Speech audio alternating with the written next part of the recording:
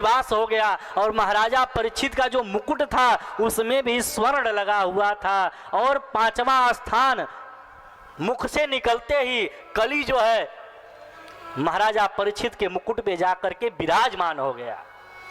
बड़ा प्रसन्न हुआ, वाह क्या बात है, ये तो महाराज के मुख से निकली बात सत्य हो गई, अब मुझे इनके सिर पे स्थान मिल गया।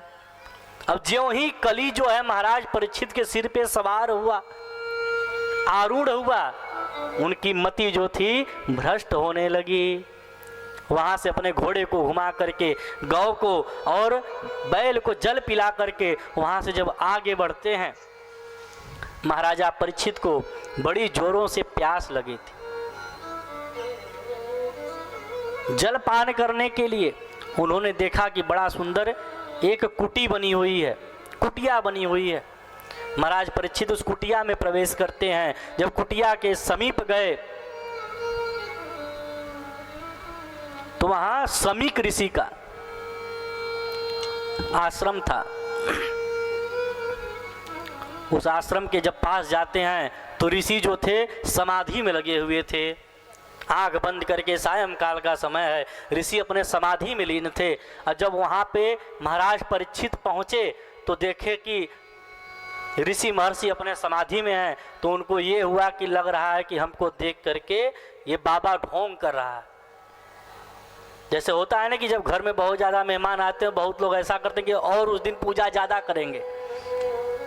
माफ़ करिएगा जो लोग ऐसा करते होंगे, यदि कोई आ गया तो और देर तक ओम जय जगदीश हरे, और पूजा का टाइम बढ़ जाएगा कि हम बहुत बड़े पुजारी हैं। जय जय श्री राधे, जय जय श्री। किसी का आवाज नहीं आया, इसका मतलब कोई कथा नहीं सुन रहा है, सब लोग प्रसाद लेने के लिए बैठे हैं सुरेश भैया का। जय जय श्री राधे। कहते हैं कि कली सर पे विराजमान था। अब जब ऋषि के पास गया तो लगा, महाराज परीक्षित को ऐसा लगा कि लग रहा है कि ऋषि हमको देख करके ढोंग कर रहे हैं, मैं राजा हूं। कली सर पे निवास कर गया और मन में अहंकार आने लगा। और जब अहंकार की अग्नि जलती है तो आंख कान नाक सब बंद कर देती है, पता नहीं चलता है। सबसे पहले तो आंखों पे पट्टी डाल देती है, ये आंख खुली रहेगी, लेकिन जो अंदर की आंखें हैं वो बंद हो जाती हैं, जिस आंख से हम परमात्मा का ध्यान करते हैं। उनको लगा कि ये मेरा अपमान कर रहा है, मैं राजा हूं, ये जो साधु है मेरा अपमान कर रहा है, ये ऋषि मेरा अपमान कर रहे हैं। और क्या किए, बगल में एक मरा हुआ सर्प था, अपने बाणों से उस मरे हुए सर्प को उठा करके और महाराजा ऋषि जी के गले में जो है मरे हुए सर्प को डाल देते। उनको लगा कि मेरा अभिमान नष्ट हो रहा है। अभिमान ऐसे ही होता है और ऐसे ही नष्ट होता है। कली तो सर पे विराजमान है, जब गले में सर्प डाल दिए तो बोले कि अब मैं अच्छा किया, इसने मेरा अभिवादन नहीं किया, मेरा स्वागत नहीं किया, इसके साथ ऐसा ही करना चाहिए। पुनः महाराज परीक्षित अपने घोड़े पे बैठ करके वहां से वापस चले आते हैं। जब अपने महल में आते हैं, अपने जब मुकुट को निकाल करके रखते हैं, तब उनको पश्चाताप होने लगा कि मैंने तो आज कुछ गलत कर दिया। जब तक मुकुट सर पे था तो कली का वास था।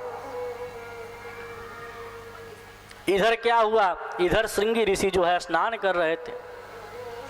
कुछ बच्चे जाकर के ऋषि महर्षि के बच्चे कहते हैं कि हे ऋषिवर, आपके पिता के गले में कोई राजा मरा हुआ सर्प डाल दिया है।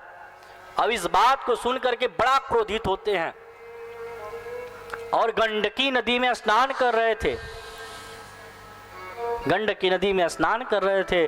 स्नान करते ज्यों ही उनके कानों में ऐसी बात गई कि मेरे पिता के गले में कोई मरा हुआ सांप डाल दिया है, त्यों ही तत्क्षण हाथ में जल लेकर के कहते हैं,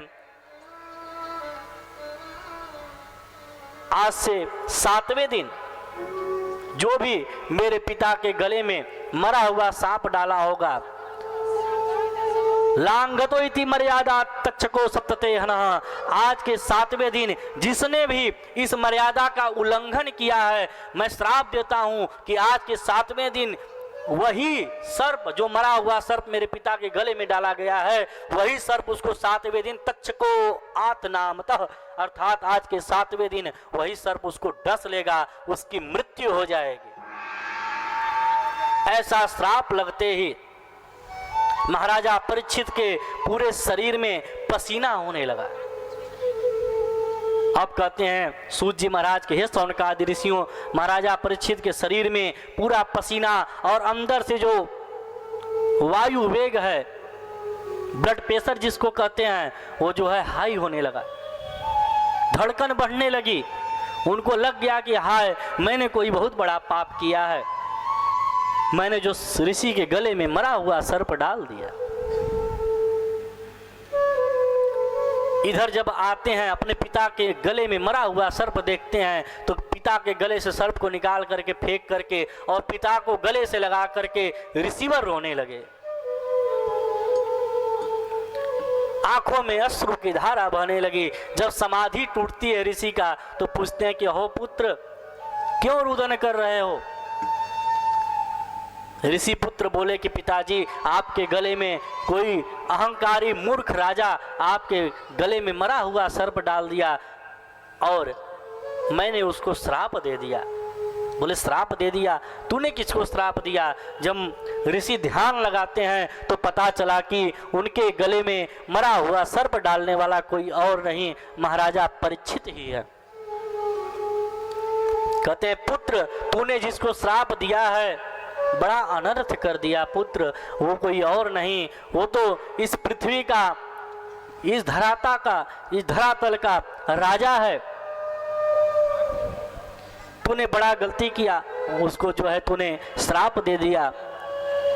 बोले कि पिताजी, मैंने तो 7वें दिन मरने का श्राप दिया कि जो गले में मरा हुआ सर्प डाला है वही सर्प 7वें दिन डस लेगा।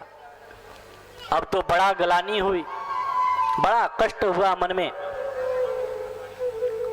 वहां से संदेश भेजवाते हैं एक बालक से कि जाओ बालक, कह दो कि अपने पाप का प्रायश्चित कर ले। महाराजा परीक्षित, श्राप तो वापस नहीं आएगा, लेकिन पाप का प्रायश्चित करने से शायद मुक्ति बन जाए। अब एक बालक छोटा सा आता है महाराजा परीक्षित के दरबार में, कहता है कि हे प्रभु, आपको रिसीवर बुलाए हैं, आपको श्राप लग गया है कि आज के 7वें दिन तुम्हारी मृत्यु हो जाएगी, तक्षक नाग तुमको काट लेगा। कभी भी ध्यान दीजिएगा, कभी भी मर्यादा का हनन नहीं होना चाहिए। जब मर्यादा का उल्लंघन होता है तो विनाश हो जाता है। इधर इस बात को सुनकर के बड़ा क्लेश होता है, बड़ा कष्ट होता है।